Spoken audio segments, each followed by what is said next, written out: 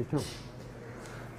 Hola, buenas tardes. Vamos a seguir con lo que nos falta de genética, que son los sistemas de cría.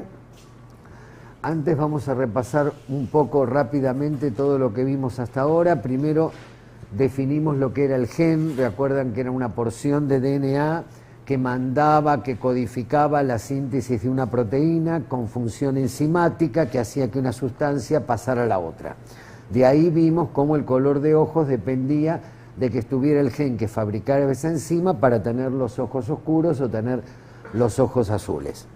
Bien, esa era la herencia monogénica. Un solo par de genes me daba una característica. Vimos el ejemplo en el color de ojos y el grave problema que nos encontramos después es que todo lo que nos interesa a nosotros en el perro, en vez de estar dado, o la mayoría de lo que nos interesa en herencia monogénica, estaba dada en herencia poligénica.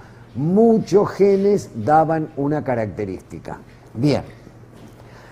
También vimos un concepto muy importante, que antes se creía que todo lo bueno venía con genes dominantes y lo malo con genes recesivos, y vimos que no era así, al punto tal que una buena angulación delantera, una buena angulación trasera, un buen empuje, un buen alcance, se daba por poligenes recesivos, mientras que un buen hueso, una buena profundidad de pecho se daba por poligenes dominantes. De ahí, ¿de qué nos sirve a nosotros saber eso? Que si nosotros necesitamos adquirir una característica que está en poligenes dominantes, va a ser fácil adquirir esa característica. Por ejemplo, buena profundidad de pecho, buen hueso.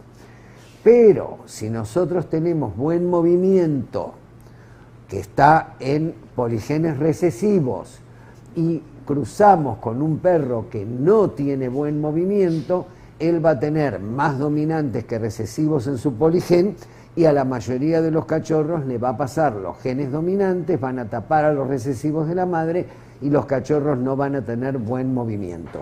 Entonces, eso era para que sepamos de qué nos tenemos que cuidar.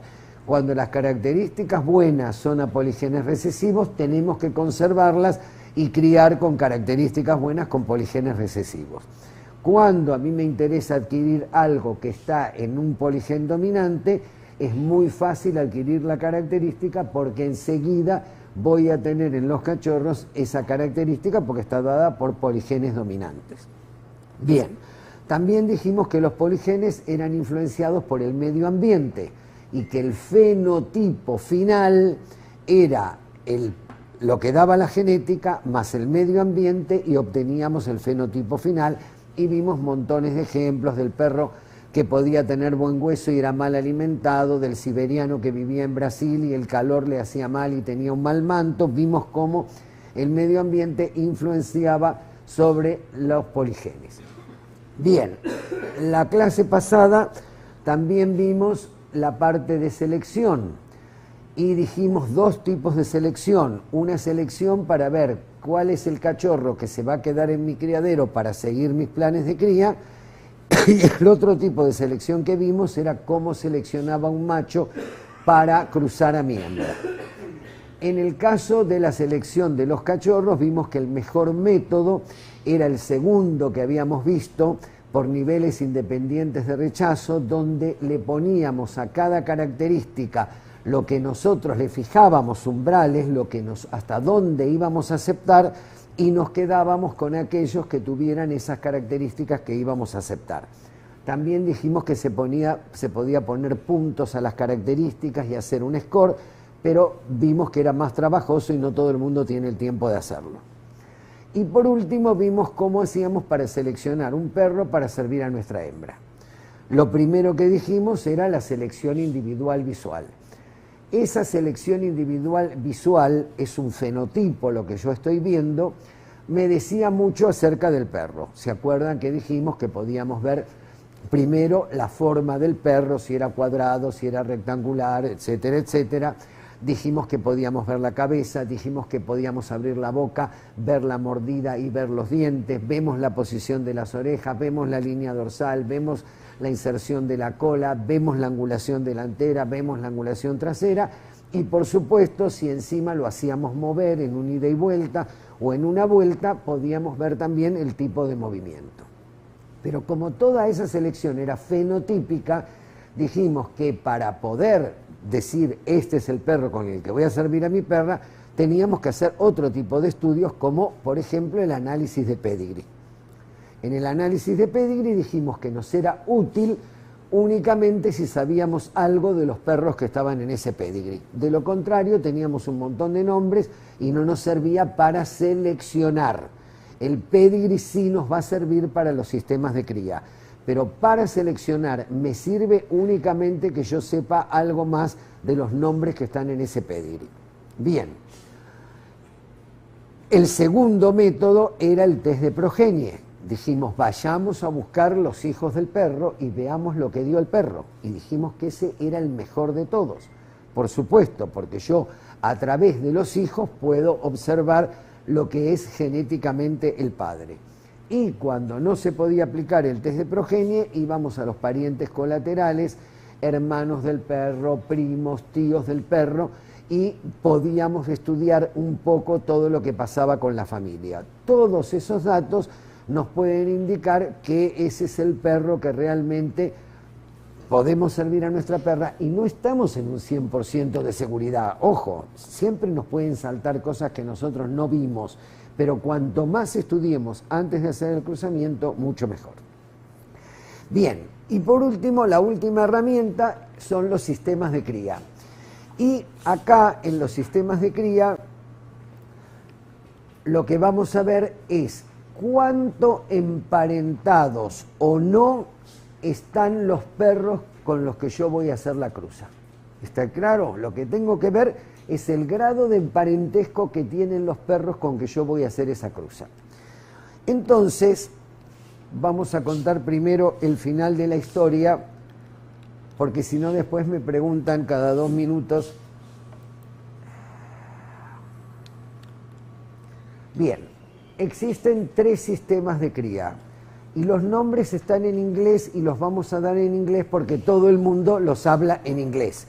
De todos modos, después voy a decir en castellano qué quiere decir cada uno de ellos, pero tenemos el inbreeding, que es un cruzamiento muy cerrado, parientes muy cercanos, el line breeding, que es el término medio, donde si bien son parientes, ya están más alejados que en un inbreeding.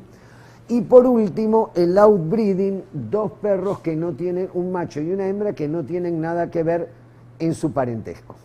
¿Está claro? O sea, un sistema muy cerrado, un sistema intermedio y un sistema abierto. Cada uno de estos sistemas tiene sus ventajas y sus desventajas. Entonces vamos a ir viendo cada uno de los sistemas y qué ventajas y desventajas tienen. Bien, lo primero que nos dice homocigosis, una llave para criar.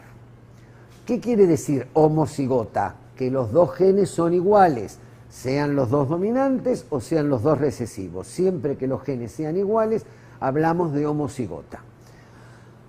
A grande, a chica, son genes homocigotas, porque los 2 son los mismos. Un perro es puro para una característica homocigota porque él pasará uno de sus mismos genes a su descendencia. Este perro siempre va a pasar a todos sus hijos la A grande, este va a pasar a todos sus hijos la A chica. ¿Está claro? ¿Por qué decimos homocigotas? Porque los 2 mismos genes le van a pasar a los hijos. Bien, los criadores que practican determinados sistemas de cría tratan de usar la homocigosis para duplicar los genes deseables en sus cachorros. O sea, si es bueno el padre y es buena la madre, yo trato de hacerlo y duplicar esas buenas características en los cachorros. A mayor parentesco entre 2 animales a cruzar, mayor será la homocigosis en sus hijos. ¿Se entiende esto? Cuanto más sea el parentesco del perro y la perra que yo cruzo, más homocigosis van a tener sus hijos. Y mayor chance que los genes sean duplicados. Pero por otro lado nos dice, cuidado, porque los malos genes también van a ser duplicados. ¿Está claro? No solo los buenos. Si hay malos en la línea de sangre, también van a ser duplicados y me va a saltar el problema. Entonces, el primer sistema de cría se llama consanguinidad, endogamia o inbreeding. ¿Ven por qué yo les dije que vamos a usar la palabra en inglés? Porque todo el mundo habla de inbreeding. Nadie dice hice una endogamia, hice una consanguinidad. Un inbreeding, está claro. Bien, fíjense acá.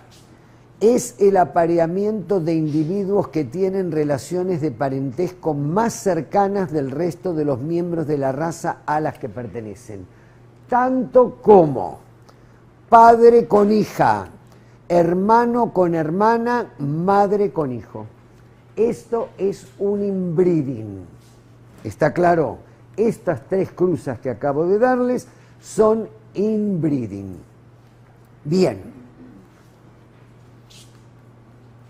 ¿Qué ventajas tiene que yo haga un inbreeding? Por un lado, fija el tipo más rápido que otros métodos. ¿Por qué? Porque si yo cruzo al padre con su hija que se parece al padre, todos sus hijos se van a parecer a ellos. Entonces voy a tener rápidamente familias bien definidas. ¿Por qué? Porque todos se van a parecer entre sí. Tiende a la formación de familias bien definidas en una raza, y cuando hay familias bien definidas, la selección basada en una familia es mejor que la basada en un individuo, porque cuanto más conozco de todo, mejor para poder seleccionar. Prueba el valor de cría de un individuo, es decir, para determinar su genotipo. Si yo tengo un macho y no sé si él porta una enfermedad determinada o el criptorquidismo, lo cruzo con su hija y me salta el problema, yo ya sé que él es heterocigota para esa característica. Por eso dice prueba el valor de cría de un individuo. De repente lo hago y no me pasa nada y yo sé que él es homocigota para esa característica y me quedo tranquilo. Fija en forma homocigota las características deseables. Y al aumentar la homocigosis en los cachorros, aumenta la prepotencia del individuo. ¿Qué quiere decir? Cuando yo tengo cachorros, hijos de un inbreeding, son perros de alta homocigosis. Al ser de alta homocigosis, son prepotentes. Todo lo bueno que ellos tienen lo pasan a su descendencia. Por eso se dice que el animal es prepotente. Todo lo bueno que tiene lo pasa a su descendencia. ¿Por qué? Porque fue criado en alta homocigosis. Bien. Tengo que volver al anterior porque hay algo que me olvidé de decirles. Del inbreeding. Objetivo: duplicar las buenas características. Se necesitan ejemplares sobresalientes para hacer un inbreeding. Yo no puedo cruzar el perro con la hija que tiene garrón de vaca. ¿Está claro? Tienen que ser excelentes para hacer un inbreeding. Se necesita conocimientos de pedigrees, antecedentes y progenie. Y acá dice debe acompañarse de severo descarte, porque en caso que meta la pata y me salten cosas que yo no quiero, esos ejemplares tienen que ser descartados. Por eso el inbreeding es un arma de doble filo. No cualquiera puede hacer un inbreeding. Un inbreeding se debe hacer después de muchos años que uno está criando. Sabe lo que tienen sus líneas de sangre. Y cuando encuentra el padre con la hija, o los dos hermanos, o la madre con el hijo, se da el lujo de hacer un inbreeding. Y saben que el producto que van a obtener de ese inbreeding, tanto machos como hembras, van a ser animales de alta homocigosis y prepotentes. Lo bueno que tienen lo van a pasar a su descendencia. ¿Está claro? Pero no se puede empezar a criar haciendo un inbreeding. Primero hay que criar mucho tiempo en el sistema intermedio que vamos a ver ahora, y después que uno crió mucho tiempo y tiene los ejemplares adecuados, puede hacer un inbreeding. Bien, ¿cuáles son las desventajas del inbreeding? Puede fijar defectos. Si yo tengo genes recesivos que me pueden traer enfermedades o lo que sea, con un inbreeding me pueden saltar. pueden manifestarse genes recesivos letales o semiletales. No siempre se dispone de ejemplares sobresalientes, y si no tenemos ejemplares sobresalientes, no hagamos el inbreeding. Se puede perpetuar una línea mediocre. Si yo lo único que hago es inbreeding, me puede pasar que voy a tener perros que no tienen defectos, pero que tampoco tienen virtudes. Y si no tienen virtudes no me sirve de nada, porque antes dijimos que el objetivo de un criador era tener una propia línea de sangre con perros que tuvieran características diferentes a los otros de la misma raza. Y esto que está acá, que esto está sacado de un libro inglés muy viejo, pero que la gente cree todavía que esto es verdad, y ahora sabemos que no, les dice que hay una disminución de los caracteres fenotípicos asociados a reproducción y adaptación al medio. Es como que la gente tiene en su mente que si ustedes hacen un inbreeding, los cachorros van a ser poco rústicos, las hembras producto de un inbreeding no van a ovular como cualquier otra hembra. Bueno, hoy se sabe que eso es todo mentira.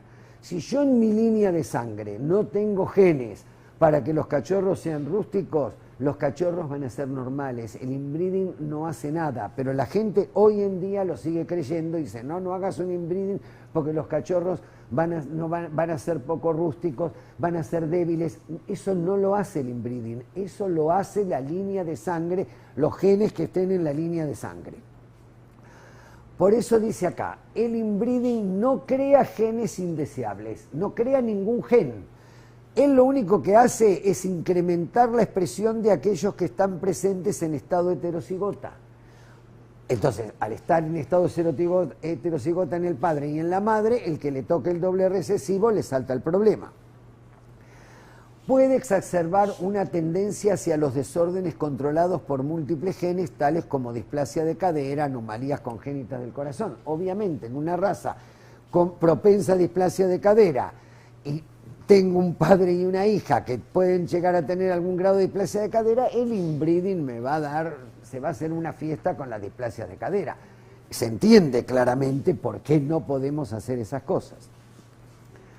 Bien, las investigaciones han demostrado que la disminución de salud de los cachorros y viabilidad a través del inbreeding están directamente relacionadas a la cantidad de genes perjudiciales recesivos presentes en las líneas de sangre. No es que porque yo haga un inbreeding le va a pasar eso a los cachorros. Si yo tengo los genes en la línea de sangre para que eso ocurra, el inbreeding lo va a mostrar. De lo contrario, no me va a pasar absolutamente nada. Bien. Si usted no conoce los problemas de su línea de sangre, el inbreeding puede exponer a sus cachorros a un gran riesgo de defectos genéticos. Por eso les dije que antes de hacer un inbreeding, primero hay que haber trabajado muchos años en línea, ver que no tengo problemas y recién me animo a hacer un inbreeding.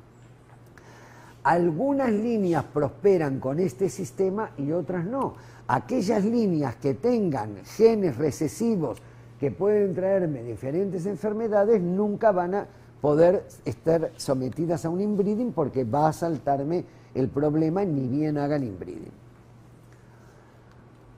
Bien, ¿se entendió entonces el inbreeding, que es la primera herramienta? Padre con hija, hermanos enteros, hijo con madre. Para hacer todo eso, dijimos que teníamos que tener ejemplares sobresalientes, teníamos que saber qué teníamos en nuestras líneas de sangre, porque si no, no lo podemos hacer. Bien, vamos al segundo método, que es el cruzamiento en línea o line breeding. Acá la cosa ya es distinta al inbreeding. ¿Por qué? Porque si bien los animales están emparentados, ya están más alejados que cuando hacíamos un inbreeding. Fíjense, nieta con abuelo, medios hermanos, primos, tía con sobrino, ahí ya la cosa cambia totalmente. No estamos haciendo un cruzamiento tan cerrado como hacíamos en el inbreeding. Bien. Fíjense en este pedigree que está acá. Este es el perro 1, es hijo de P y de M. Quiere decir que el padre aporta el 50% de sus genes, la madre aporta el 50% de sus genes. Cada uno de los abuelos aporta el 25% de sus genes. Cada uno de sus bisabuelos aporta el 12,5% de sus genes. En este pedigrí que tenemos acá, el bisabuelo número 5 está 4 veces. Si yo multiplico 4 por 12,5 me da 50%. Quiere decir que yo en este cachorro estoy teniendo prácticamente el 50% de los genes de este perro 5. Y este perro a lo mejor hoy puede estar muerto. Y sin embargo, yo haciendo este cruzamiento de P y M, tengo atrás como bisabuelo 4 veces al perro 5, estoy trayendo el 50% de los genes de este perro a mi cachorro. ¿Ven para qué sirve el line breeding? Cuando yo tengo en los pedigrees ejemplares muy importantes, cuanto más veces se repitan, de acuerdo en el lugar que ocupen, acá los abuelos el 25, los bisabuelos el 12,5, la próxima generación será el 6,75 y así sucesivamente. Cuanto más veces yo tenga a ese antepasado, más posibilidad de traer el caudal genético que él tiene a mis cachorros. O sea que este es el método con el que uno puede trabajar tranquilamente, porque estamos hablando que queremos tener una línea de sangre y un parecido en nuestros perros. Si yo lo único que hago es siempre trabajar con un perro y una perra que no tienen nada que ver uno con el otro, nunca voy a lograr una uniformidad, nunca voy a lograr algo que se parezca a una familia. Por eso, este es el método intermedio en el que todos deberíamos trabajar durante mucho tiempo para después decidir hacer un inbreeding o decidir hacer un outbreeding, que ahora después lo vamos a ver. Bien, evitamos homocigosis de genes indeseables porque ya no están tan emparentados como en el inbreeding. También requiere ejemplares sobresalientes. En realidad, cuando uno va a criar, tiene que criar con macho y hembra buenos. Está claro, eso se lo tienen que meter en la cabeza. Siempre pasa lo mismo. Cuando compramos la primer perra, nos meten el perro. Después nos damos cuenta que nos metieron el perro. Pero entonces no querramos sacar algo bueno de esa perra que nos metieron el perro. La tenemos que querer mucho, pero vamos y nos compramos una hembra como la gente, excelente, para poder empezar a criar. ¿Está claro? No porque pobrecita era la primera, bueno, déjenla, era la primera, que viva bárbaro, que duerma en la cama de ustedes, pero no la pongan en un plan de cría. ¿Está claro por qué siempre hay que trabajar con buenos ejemplares? Bien. Este tipo de cruzamientos es útil cuando el individuo destacado ha muerto o no puede ser utilizado. Como les mostré antes, ese bisabuelo 5, que en este momento puede estar muerto, y yo, sin embargo, cuando hago ese cruzamiento, traigo los genes de él a mi cachorro. Bien, es un inbreeding más atenuado, pero ayuda a aquellos criadores que temen al inbreeding muy cerrado a retener características deseadas. Y está bien que le teman al inbreeding, está bien que le teman al inbreeding, porque no se puede hacer un inbreeding porque sí, ya lo dije 20 veces, es un arma poderosa, porque el producto que yo obtengo, alta homocigosis y animales prepotentes, es fabuloso, pero para poder tener eso, antes tengo que haber trabajado mucho y tengo que estar seguro que en mis líneas de sangre no tengo problemas para obtener esos perros de alta homocigosis y prepotentes. ¿Se entiende claramente? Bien. El tercer sistema de cría se llama exocruza, exogamia, exocría o outbreeding. Por lo tanto, nosotros lo vamos a llamar outbreeding. Es lo opuesto al inbreeding. Individuos de una misma raza no emparentada dentro de terceras, cuartas, quintas, novenas generaciones. Piénsenlo muy simple, importan un perro de otro país, ustedes tienen una hembra, cruzan con ese perro, están haciendo un outbreeding. No tienen nada que ver uno con el otro. Bien. Pero ¿cuál es el problema que tiene este sistema? miren esto en rojo, se obtienen individuos fenotípicamente superiores a sus padres. Fenotípicamente superiores a sus padres. ¿Qué quiere decir? Que los cachorros que nacen de un outbreeding son fenotípicamente mejores que sus padres. Pero genotípicamente son de alta heterocigosis. En vez de ser de alta homocigosis como eran en el inbreeding, son de alta heterocigosis. ¿Y esto qué me implica? Que cuando yo los use para cruzar, como son de alta heterocigosis, a algunos cachorros le van a caer los genes buenos y a otros no le van a caer los genes buenos. Yo no puedo esperar nada bueno cuando cruzo con un macho producto de un outbreeding, o por lo menos no puedo esperar que a todos mis cachorros le pase lo bueno que él tiene, porque él tiene alta heterocigosis. Lo contrario al que viene de un inbreeding que tiene alta homocigosis, todos sus genes están en homocigosis y a todos los cachorros le pasan los mismos genes. ¿Se entiende claramente este concepto? Porque ahí es donde está el grave problema. El tipo que cría para ganar exposiciones y no le importa tener una línea de sangre, no le importa nada, cría en outbreeding. Abre y siempre tiene cachorros fenotípicamente mejores que sus padres. Pero cuando yo tengo que cruzar con esos perros, que fenotípicamente son mejores que los padres, tienen alta heterocigosis. Entonces no pasan, no son prepotentes como era el que venía de una homocigosis. ¿Está claro? Hay algunos cachorros le van a caer los genes buenos y a otros no. Y voy a tener una lechigada que va a ser despareja. ¿Por qué? Porque a solo algunos le va a pasar lo bueno que tiene y a otros no, porque él tiene alta heterocigosis. Entonces, ojo con esto, porque la gente se engaña, creen que directamente hago una apertura y ya está, los cachorros van a ser mejores que los padres, pero esos cachorros después me sirven limitadamente para seguir criando, porque ellos son de alta heterocigosis. Tiende a aumentar la heterocigosis y disminuir la prepotencia del individuo, porque dijimos que los individuos prepotentes eran los de alta homocigosis, mientras que los de alta heterocigosis no pueden ser prepotentes, no pueden pasar todo lo que tienen de bueno a sus hijos. Aumenta la excelencia del individuo, pero disminuye el valor para la cría. Si bien el individuo es excelente fenotípicamente, me disminuye el valor para la cría porque él es heterocigota. ¿Se entiende claramente esto? Bien. ¿Sí? Es heterocigota. ¿Qué quiere decir que es heterocigota? Que a algunos cachorros le van a caer, por ejemplo, los genes dominantes, a otros le van a caer los genes recesivos, porque él es heterocigota.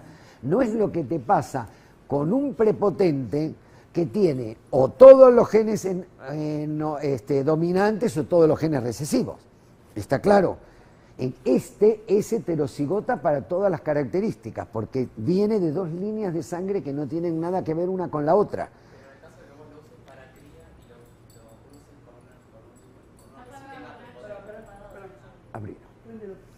Perdón.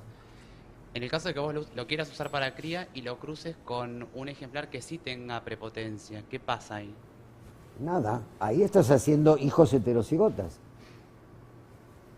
Si no tienen nada que ver, tu hembra... O sea, lo único que haces es aumentar la heterocigosis, pero... Nada más, aumentás la heterocigosis, pero aumentar la heterocigosis quiere decir no tener una camada uniforme. Exacto.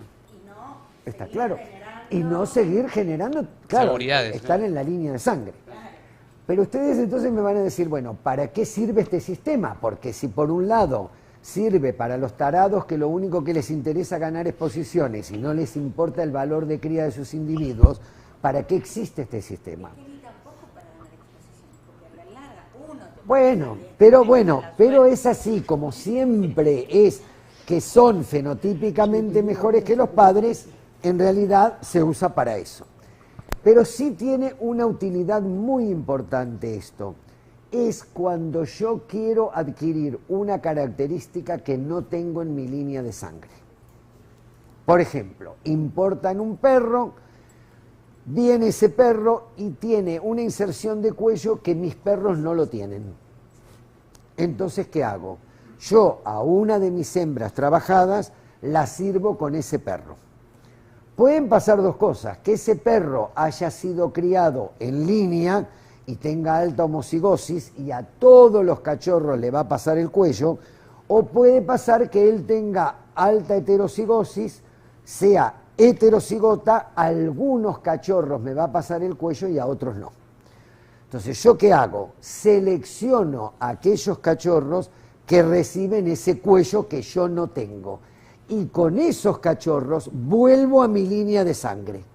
Entonces introduzco en mi línea de sangre una característica que yo no tenía. A eso también se lo llama refrescamiento de sangre. Salir de tu plan de cría, obtener una característica y volver otra vez a tu plan de cría. Eso es la utilidad más importante que tiene este sistema, que yo puedo obtener características en mi línea de sangre que yo no tenía. Pero te da miedito, también te podés pegar. Pero, bueno, pero antes tenemos que haberle hecho todo el estudio de selección que dijimos al perro. Obviamente, para eso vimos antes la selección, todo lo que le íbamos a exigir al perro, cuando decíamos que más o menos estaba todo bien, lo hacíamos. Entonces, acá hacemos toda esa selección y después vemos. Si tenemos la suerte que el perro fue criado en alta homocigosis, la característica me va a ser más fácil encontrarla en todos los cachorros. Si él es de alta heterocigosis, algunos cachorros la van a tener, otros no la van a tener. Selecciono el que la tiene y vuelvo a mi línea de sangre. Cuando quiera usar este sistema, piense en un perro de otra línea de sangre diferente a la suya, pero trate de encontrar un ejemplar excelente con alto grado de homocigosis criado a su vez en línea. Porque si yo hago esto, a muchos cachorros le voy a poner la característica. O sea, un ejemplar con alta homocigosis. Si lo hace con un ejemplar con alto grado de heterocigosis, o sea que viene de un sistema de outbreeding, tendrá las mismas probabilidades que sus cachorros hereden lo bueno como lo malo o hereden la característica como que no la hereden. ¿Está claro?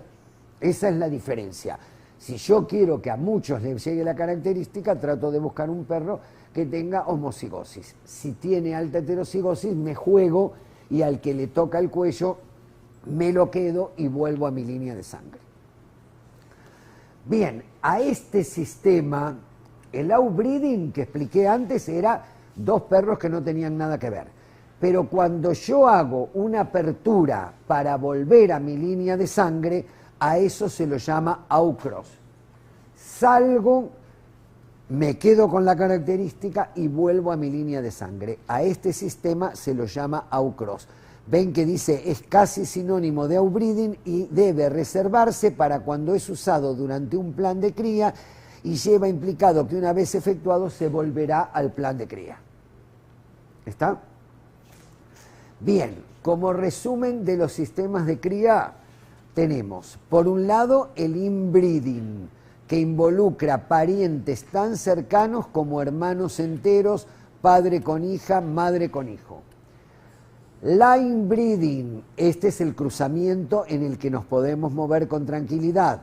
Medios hermanos, abuelo con nieta, primos, tío con sobrina. Outbreeding, dos ejemplares que no tienen nada que ver.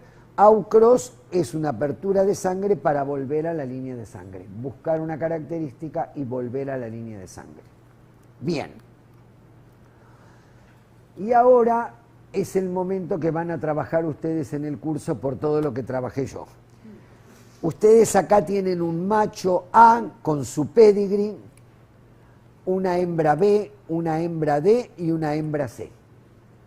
Y yo les pregunto, ¿qué sistema de cría aplico cuando cruzo el macho A con la hembra B, el macho A con la hembra D y el macho A con la hembra C? Cada letra que se repite o cada número que se repite se trata del mismo perro. ¿Está claro? O sea, este perro que está acá es el mismo perro que está acá. Este uno que está acá es el mismo uno que está acá y acá, es el mismo perro. Entonces, ahora lo que quiero es que ustedes vean el pedigrí de este macho, el pedigrí de esta hembra y se fijan cuando los cruzan qué sistema de cría están aplicando. Lo mismo con la D y lo mismo con la C. Les doy unos minutos primero para que lo piensen ustedes y después lo resolvemos. Pero quiero primero que ustedes hagan el esfuerzo de saberlo. Porque esto es lo que tienen que hacer cuando lleguen a sus casas con sus pedigris de sus perros. Yo tengo mi perra que tiene este pedigrí, la voy a cruzar con este macho que tiene este pedigrí. ¿Qué sistema de cría voy a aplicar? Inbreeding, line breeding, outbreeding, de acuerdo al sistema, cuáles son las ventajas, cuáles son las desventajas, qué me sirve, qué no me sirve. Hagan y enseguida lo resolvemos.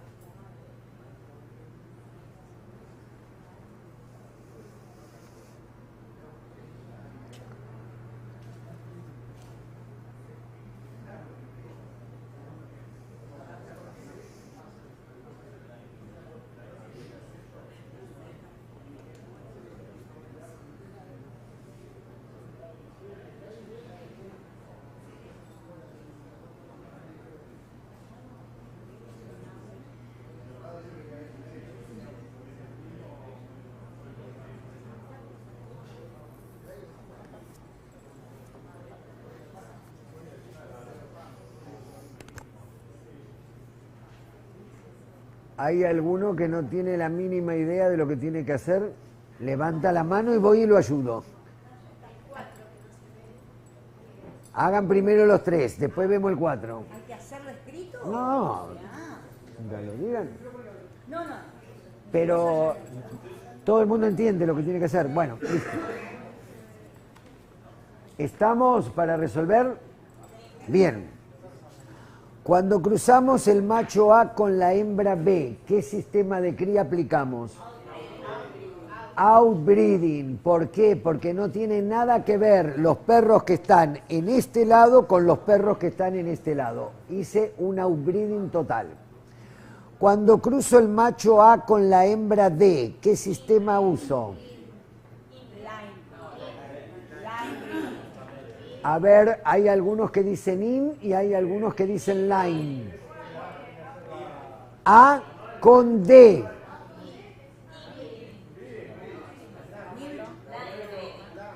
Inbreeding. ¿Por qué? Piensen esto. La hembra D es hija de quién? Del macho A. Y yo estoy sirviendo a A con D. Estoy sirviendo el padre con su hija. Por eso les dije, cada vez que se repita una letra se trata del mismo perro o un número. Se entiende claramente que es un inbreeding, que es el padre con la hija. Bien, y cuando hacemos A con C, por supuesto, es un line breeding, pero si ustedes se fijan en ese line breeding, es un doble line breeding. Están haciendo line breeding sobre el perro 1, porque el cachorro lo va a tener 1, 2, 3, 4 veces. Y a su vez están haciendo un line breeding sobre la hembra 2, que la tienen 1, 2, 3 y 4 veces. O sea, están concentrando genes del ejemplar 1 y de la 2 varias veces en su cachorro. Eso es un doble line breeding. Bien. ¿Cómo serían? ¿Estos dos cómo son familiarmente? Fíjate, X y H son hermanos enteros.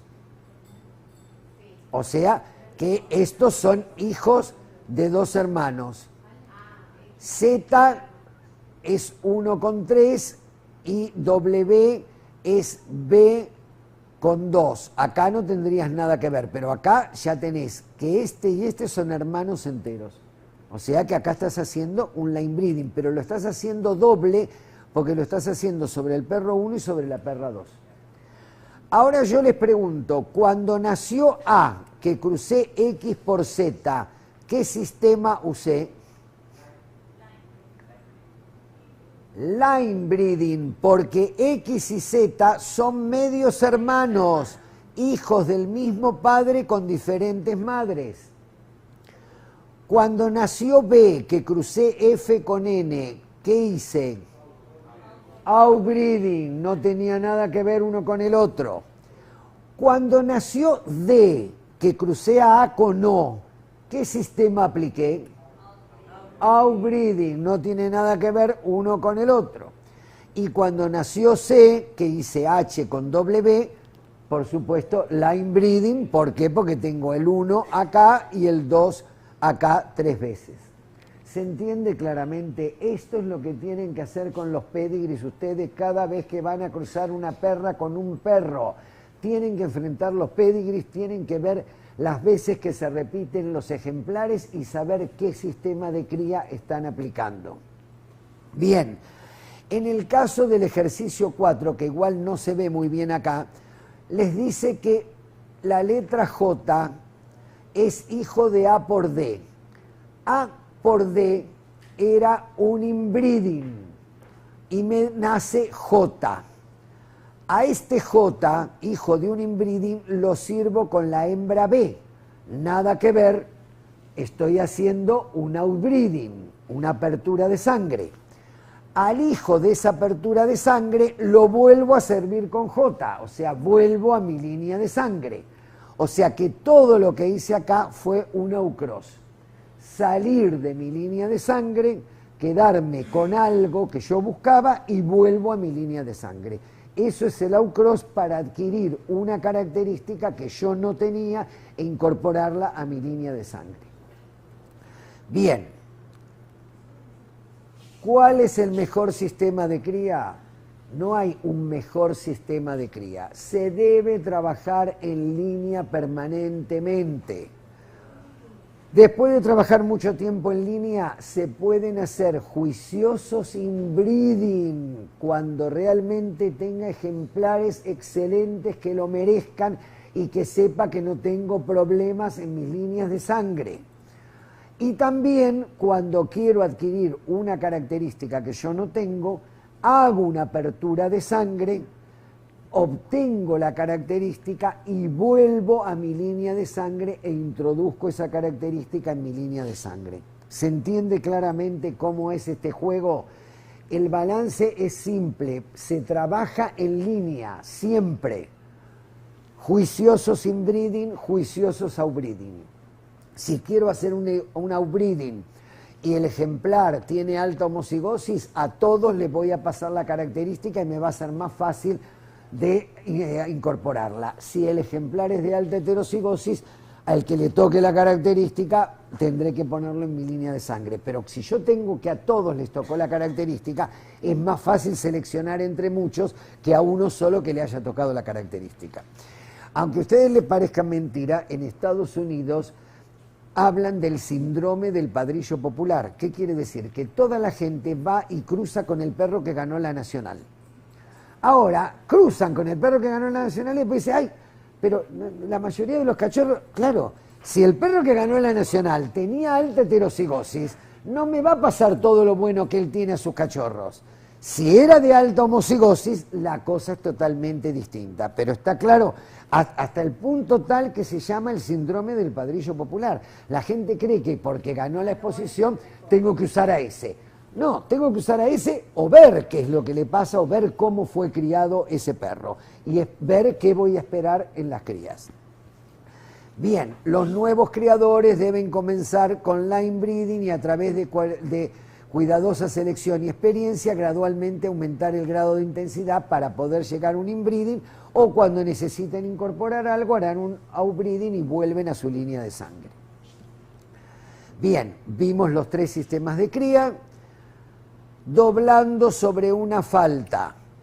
macho con mala angulación delantera, con hembra con mala angulación delantera, todos los cachorros van a tener angulación delantera.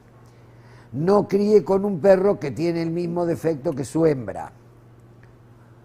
No críe con un perro, dice, no compensar un defecto con el opuesto. Si tengo un perro prognático y mi raza muerde en tijera, no lo tengo que cruzar con una perra enognática para llegar a la tijera. ¿Está claro? Siempre hay que cruzar con el mejor. Bueno, en realidad no hay que usar ninguno de los dos, pero si usás el defecto contrario, es terrible lo que estás haciendo. Para eso, cruzalo con uno que muerda en tijera y ve si algún cachorro después te sale mordiendo en tijera, pero nunca hagas el efecto contrario. No compensar un defecto con el opuesto. Un perro con una angulación posterior recta, mala angulación, entonces lo cruzo con uno sobreangulado. No tiene sentido. Si yo no tengo una buena angulación trasera y la quiero cruzar igual, la tengo que cruzar con el macho que tenga la mejor angulación trasera que me marca la raza. No tengo que ir al defecto opuesto. Porque ¿qué pasa con los poligenes? En vez de tener la meseta, como veíamos siempre, voy a tener un serrucho así en los cachorros. Y yo cada vez que crío lo que quiero es tener uniformidad en las camadas. No quiero tener un serrucho así. ¿Está claro? Tengo que buscar uniformidad. Bien, la decisión del sistema de cría a usar debe estar basada en el conocimiento de las características de un perro individual y la de sus antecesores. Con el inbreeding podrá rápidamente identificar en la descendencia los buenos y malos genes que comparten los padres. Ya les dije, si hago un inbreeding y me encuentro con un problema, ya estoy viendo que son heterocigotas y no me sirve esa línea. Si usted usa el line breeding y no está contento con sus logros, cruce con la línea menos relacionada a la suya, creando una línea abierta y obtendrá así nuevas características. Vamos a suponer también que ustedes hace unos cuantos años que están criando. Importan un perro al país que les da vuelta a la mente y dicen, yo todo lo que tengo me dejó de gustar y a mí lo único que me gusta es ese perro. ¿Qué hacen? Toman a sus hembras trabajadas y las empiezan a cruzar con él. Seleccionan y vuelven a sus nietas a cruzarla con él y a sus sobrinas a cruzarlas con él y empiezan toda una nueva línea de sangre sobre ese perro que no tenía nada que ver con lo que ustedes tenían. Comienzan a trabajar todo lo que tienen hacia ese perro. ¿Se entiende claramente cómo se puede cambiar totalmente el tipo de perros de un criadero? Solamente usando bien los sistemas de cría. Bien, tratar de desarrollar un programa de cría en forma científica puede ser una ardua pero recompensante tarea. Tomando el tiempo de entender los tipos de selección y sistemas de cría, usted podrá concentrar sus aciertos hacia la producción de un mejor perro. Existen dos tipos de criadores de animales de raza. Aquellos que multiplican y pasan una raza de una generación a la siguiente y aquellos que le hacen aportes.